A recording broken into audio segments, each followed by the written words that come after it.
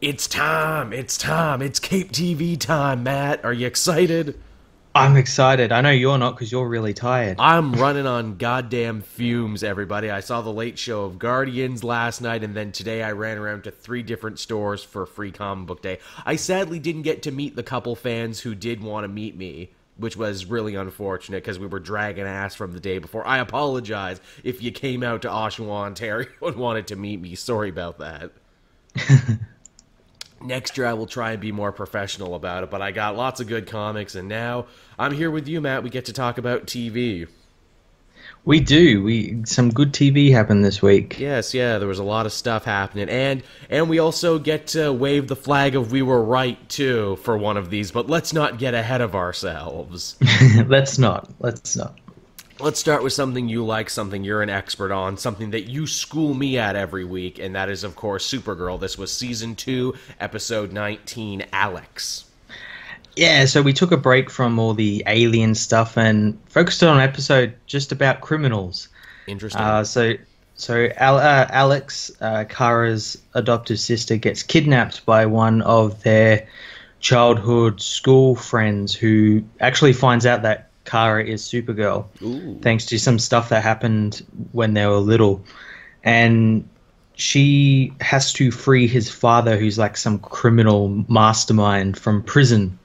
And if she doesn't, then Alex will die in this kind of saw trap prison sort of thing they have. Nice. And it's a really cool episode, and it really reminded me of like old school Lois and Clark episodes where they just had like Superman fighting criminals, It just sounds everyday very criminals. Lois and Clark, yeah.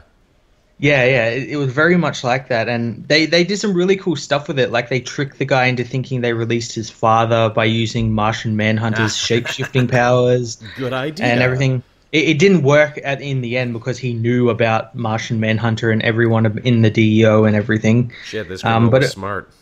He was a very adept criminal. Was he part of anything? Was he like Intergang or the 100 or anything like that? No, he was just some guy who was kind of mad at Kara and Alex and everything for stuff they did to him when they were little and everything, kind of blowing him off and everything. One of those villains. That was his Freudian excuse thing. Why aren't you paying attention to me? I'm a blow up the world. I'll show you all. I'll kill you to death. That's another Superman reference. It is. And yeah, that was pretty much the main storyline. We did get a little bit more about Lena Luthor and Terry Hatcher's character, right, and what their deal. And Lena actually finds out that Terry Hatcher's character is an alien, Yeah. and at first doesn't want to work with her because she is an alien building some weird thing, but then does end up working with her. And we find out that the thing they want to build is those.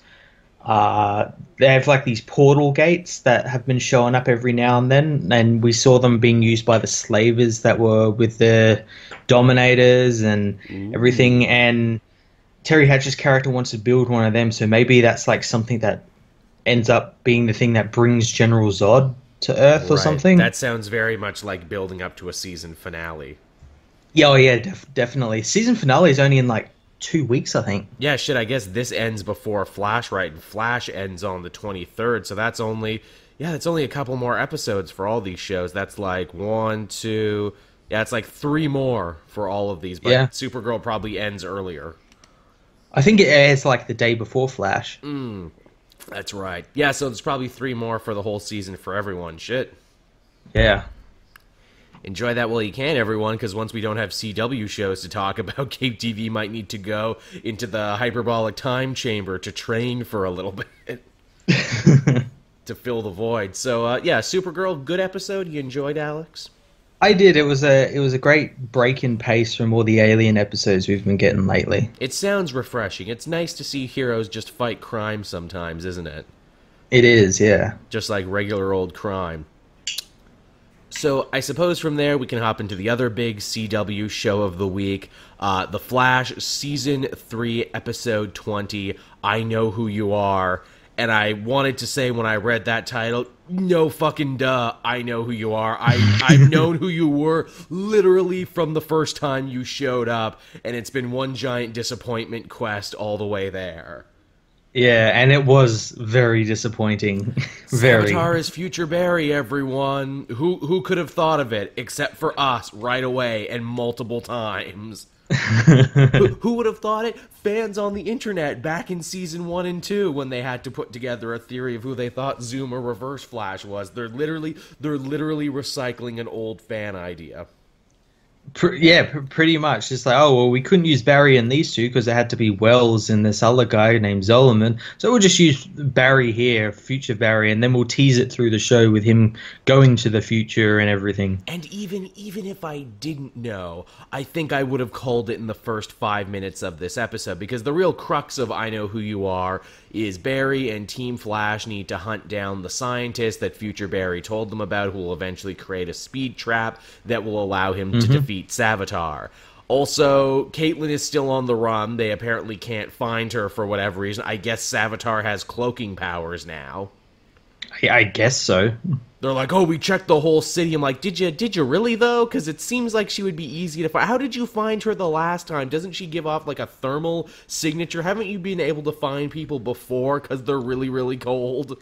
Yeah, just, like, search the city using, like, some algorithm that tracks, like, the cold front she puts off or something. Like, what's the coldest part of the city? That's where she'll be. I would even have accepted it if they said something as simple as, oh, Caitlin helped us develop this technology, she'll know how to avoid it. Yeah, exactly. Like, or like a scene where she, puts on something that scrambles her signal or something. Yeah, that's all it would have taken, so I had a real trouble buying that. And then the fact that Caitlin always knows where to be. Like, she's like, haha, I knew you would be here. And be like, oh, Savitar told me you'd be here. He's seen the future. It's all history. Yeah, nothing this minute is history. He has to have been someone on Team Flash to know these things. Yeah. The most annoying thing is the show thinks it's clever with the reveal, but it's not clever at all. I know. It thinks it's so smart. Barry literally has a Usual Suspects Kaiser Sose moment where he looks around at his house and all the clues. He's like, by God! Which is even funnier because they just have another conversation of like, let's not keep any more secrets from everyone, gang. Let's be really honest about everything. Let's be 100% Oprah honest from now on, and this time we'll make it stick. Only for Barry to be like, I gotta go now, but I can't tell you why. Like a second later, he starts lying again. Yeah, I have no idea why he didn't just say, I know who Savitar is, quick, let's all go. Let's all go. Absolutely. Or be like, hey, look, everyone beat me up in the past now, so he'll be beaten up in the future. Look, everyone, you gotta punch Barry to save the day. Punch him in the nuts really hard. Well, you know what would be like a really good thing, and I know they're not going to do it because it's too smart, but in the episode where I think it was actually this episode where Caitlin stabs him in the leg because that's where she stabbed him the first time. Oh yeah, that'd be like a good way to like stop Barry as well. Like go for his leg because he will still have those scars and everything, and it'll be like a weak point. You're right. That's so smart. I bet they won't do it this season. Season 1 and 2 they might do that, but not season 3 though. No, they'll forget about it. I think we can officially call season 3 of Flash the dumb season. The Legends season. The Legendish season, most definitely. I mean, I guess to talk about some things I liked, Caitlin looks cool. Her Killer Frost costume is pretty great. Yeah, that's a pretty good costume. She's really slick, but then you're reminded, she's a henchwoman, though. But I guess she'll probably get to keep that costume when she inevitably goes good. Mm-hmm. In fact, they even kind of like tease that, where it's like, but imagine if we could get her back over to the good side. Yeah, well, I imagine they will, because she's good in the comics at the moment. Absolutely, because that shit lines up. Cisco had a bit of a fun side story where he's like, oh, I can't fight my friend Caitlin, though. I just can't do it. Yeah. And then by the end, he works through it. I mean, I guess that's an arc, but you knew that's where they would be going for it. You know who really pissed me off this episode, and he wasn't even in the episode? Wally? Yeah, Wally. Fucking, your sister is in danger of dying. One of your friends, Caitlin, has gone, like, schizophrenic with ice powers and is running around a danger to herself and others. What are you doing? Duh, I went to go visit my girlfriend in Earth 3.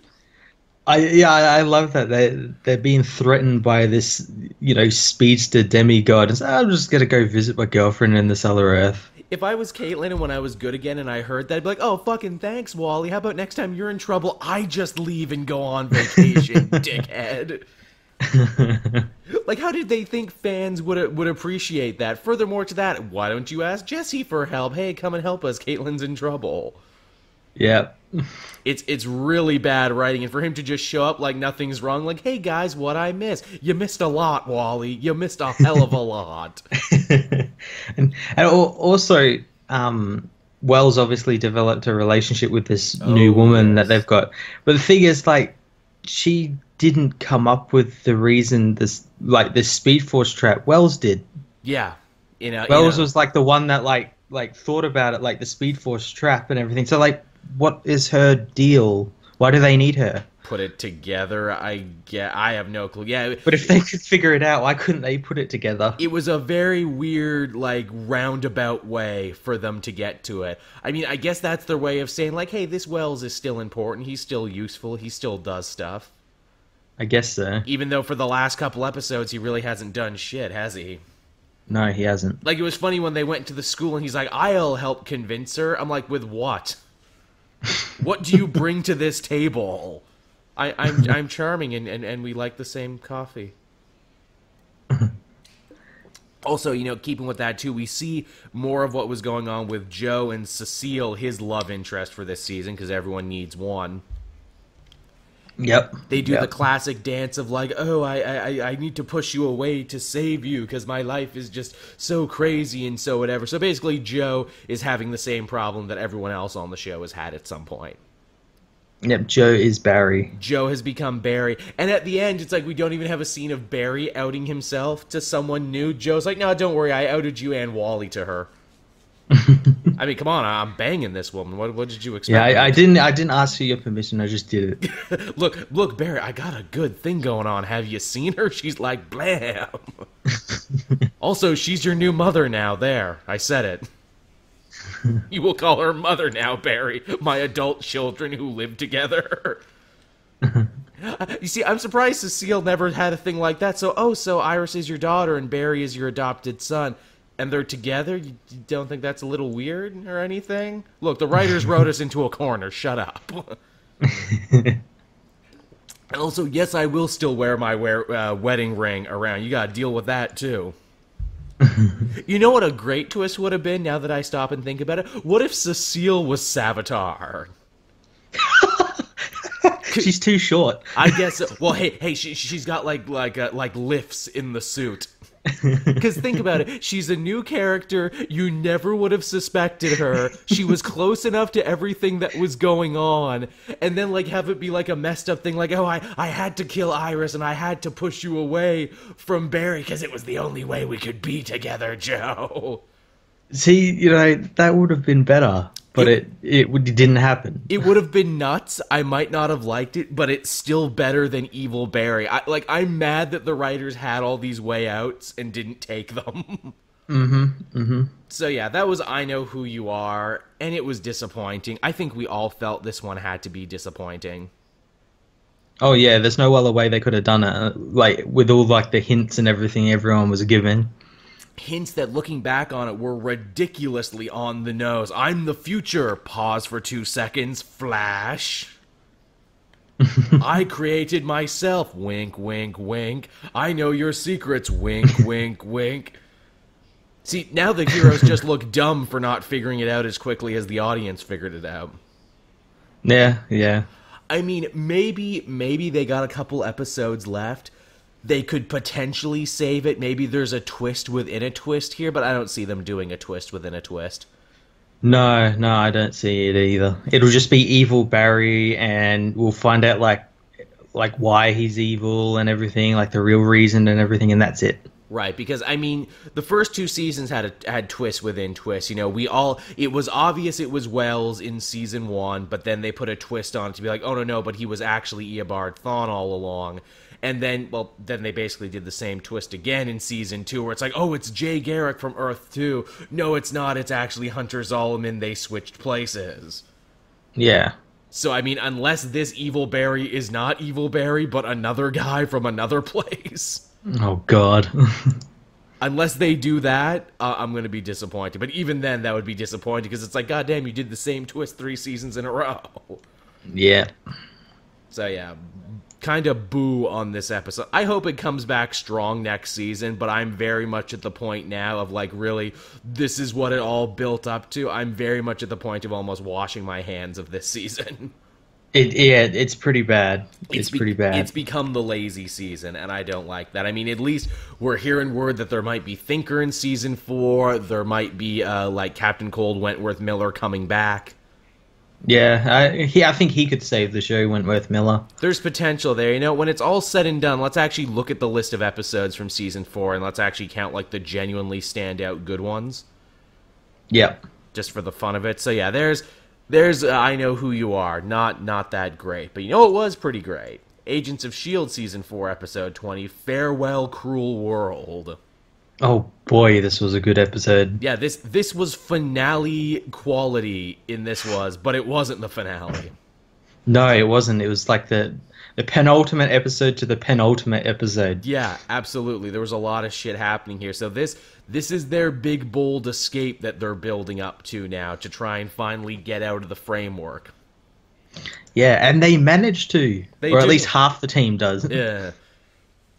Yeah, you get some bad feels, don't you, in this one, don't you? Yeah. Yeah. This one pushes the buttons and makes you feel ultimately sad. It's funny, too, you know, our MVP, Radcliffe, who I found out actually is a character from the comics. I spoke wrong last week. No, okay, then. Yeah, apparently he is a character from the comics. He, once again, has a great arc of you love him, you hate him, you love him, you hate him.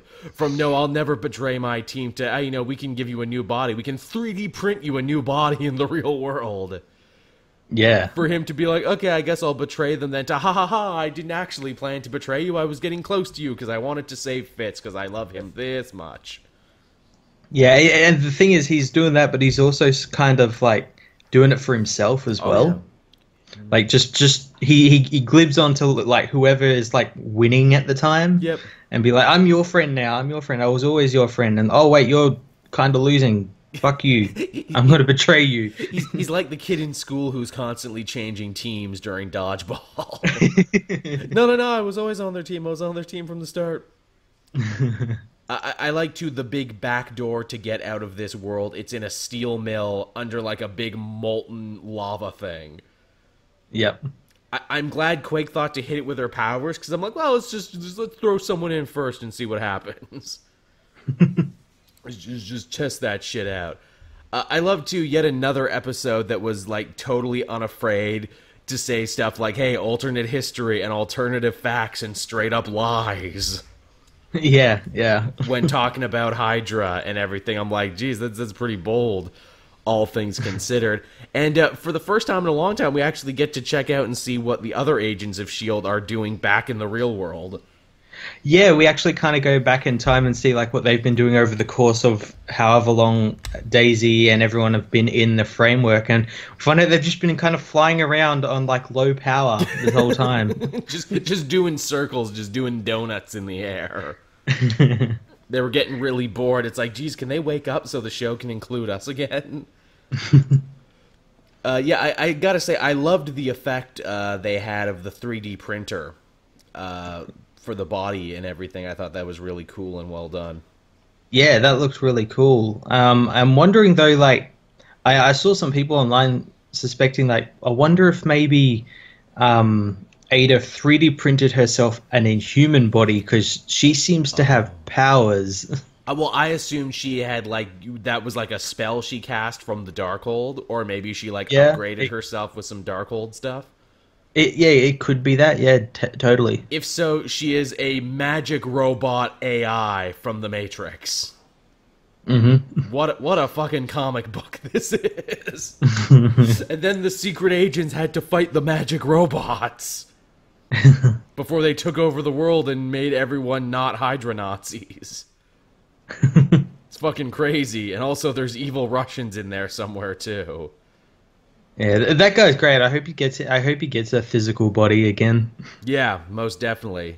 I mean, he's got a robot body that I'm sure will do him well in the future, but let's see. Also, too, Ada kind of pulling rank on him when he wanted to do stuff. She's like, Mm-hmm. Yep. Also, this episode was pretty goddamn brutal, too, for the amount of violence that actually befell quite a few characters. They're using that later time slot. Oh, yeah, God, yeah, there was a huge amount of violence in this episode, more so than the other episodes. I mean, you got a Hydra guys getting killed all over the place. You got Fitz's dad getting shot by Simmons. Yeah, that was great. That was great, and her freaking the fuck out. I killed a man. I killed a man. You killed a digital man. Calm down. Yeah, but it felt real to me, though. That's the important thing. Fitz kind of being evil right up until the very end, until he gets thrown in, and even then questioning his loyalty when he comes out. Yeah, well, I love that. Like, they didn't do the whole thing where like Simmons sort of convinced him to go with him. They actually had to like throw him into the pit, drag him into it. Yeah, Fitz having one of the most interesting character journeys this season. Oh, it's been great. It's really well handled, and that actor has been acting his goddamn ass off in the role. Yeah, like I actually suspect really good things for that guy in the future. I can't wait to see what he does. Mm-hmm. God, what else was going on here? I mean, Mac chose to stay, and that's a tragedy. That's really interesting. Like, I understand why he wanted to stay and everything, but I'm really intrigued, especially in the like TV spot we saw for this coming week's episode.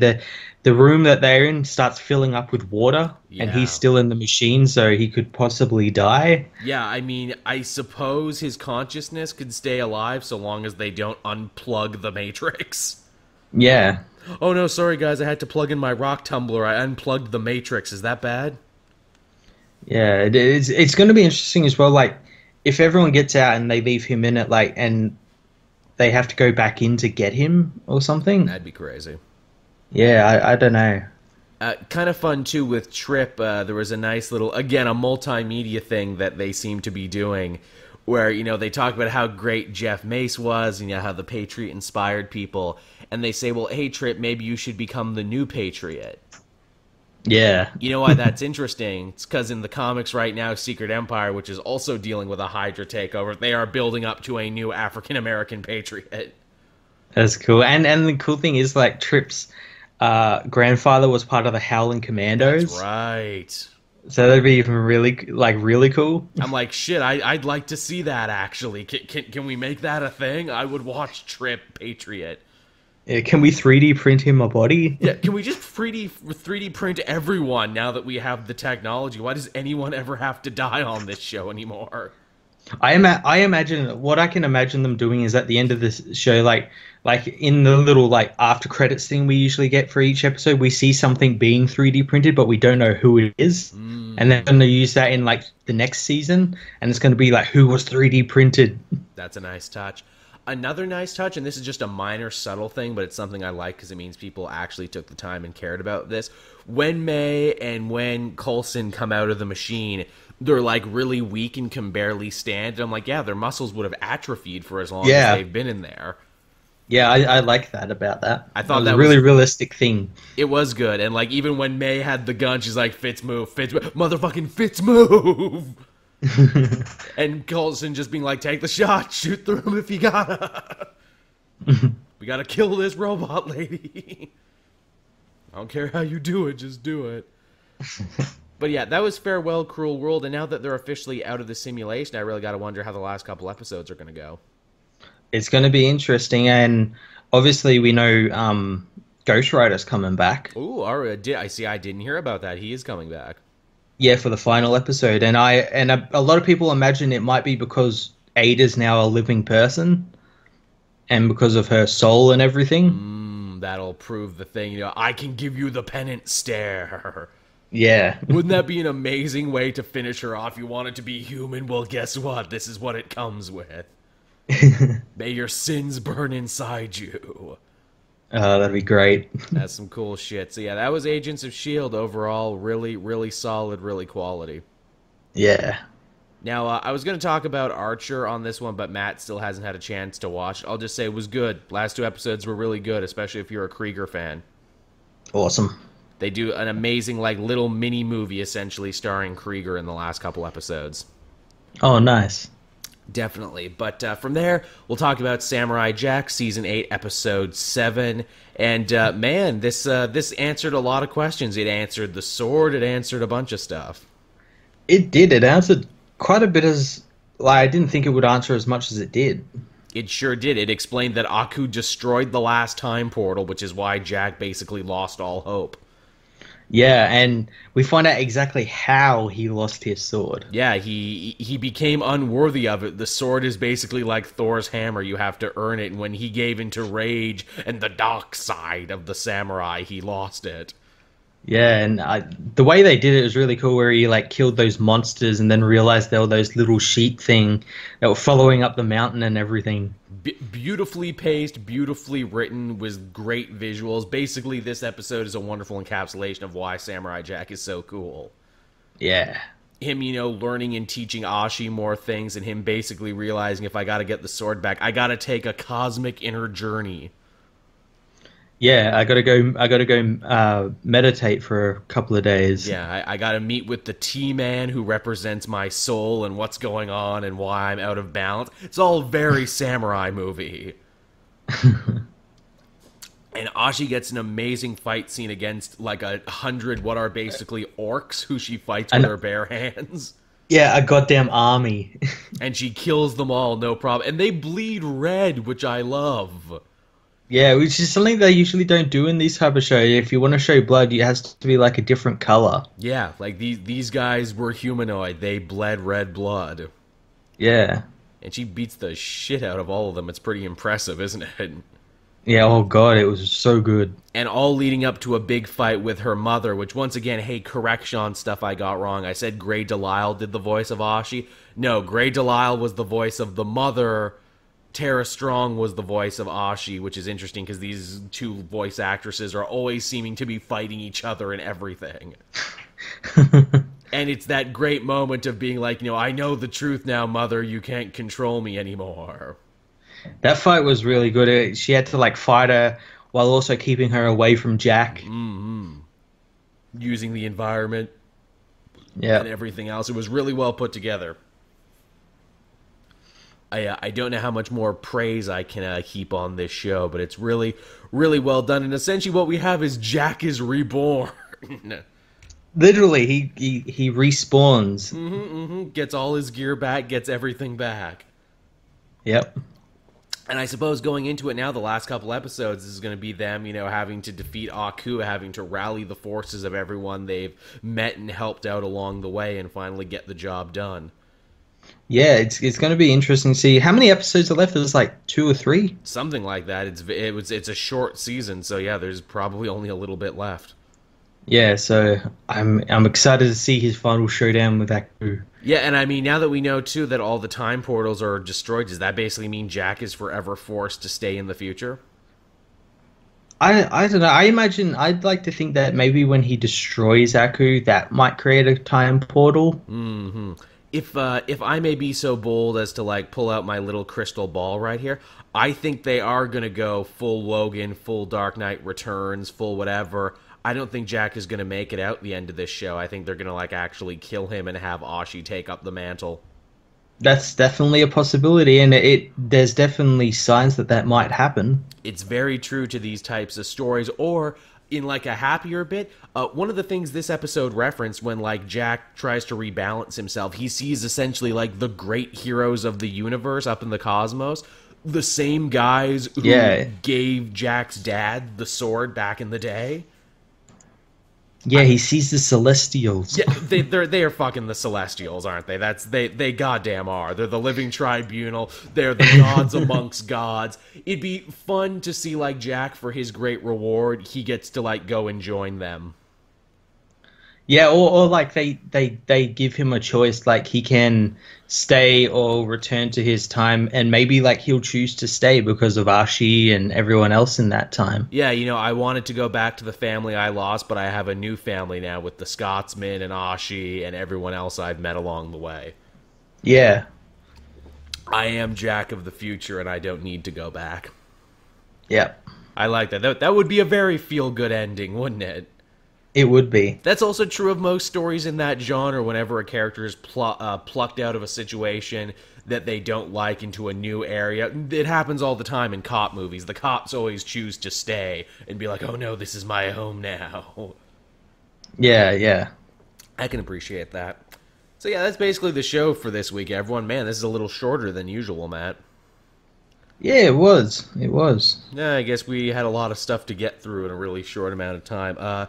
Anything happening on your channel this week you want to tell people about? Not really. I released a new episode of Required Reading, so check that one out. I'm proud of that one. It's Guardians of the Galaxy themed. Ooh, Also, topical. Yeah, also by the time you listen to this, my review of Guardians of the Galaxy will probably be up already. Yeah, and we'll be talking about it on the Comic Multiverse. Yes, we will. It will be a special Guardians of the Galaxy themed episode, so be sure to come out and check that out over on the Cape Joel channel Wednesday at 8. Furthermore, if you like this show and you want to download it and carry it around with you everywhere, be sure to go and follow on the SoundCloud page. That's the Comic Multiverse SoundCloud page that has both Cape TV and Comic Multiverse on it, so you get 2 shows for the price of 1, plus whatever the hell else I feel like uploading at the time. You get it all, man. I tell you, it's a good deal. Also, as always, you can find my work over on Cape Joel, and you can find Matt's work over on Fortress of Solitude. Thanks you, everyone, for listening. I hope you enjoyed the episode. As always, down in the comment section, tell us what was your favorite thing from TV this week, and what are you hoping to hear us talk about in the future. Yeah. Also, yes, I know those new Steven Universe episodes leaked. Yes, I'm trying to get Caitlin in for another episode to talk about them. So don't worry, everyone. I'm working on that one, too. Until next time, everyone, I've been Joel.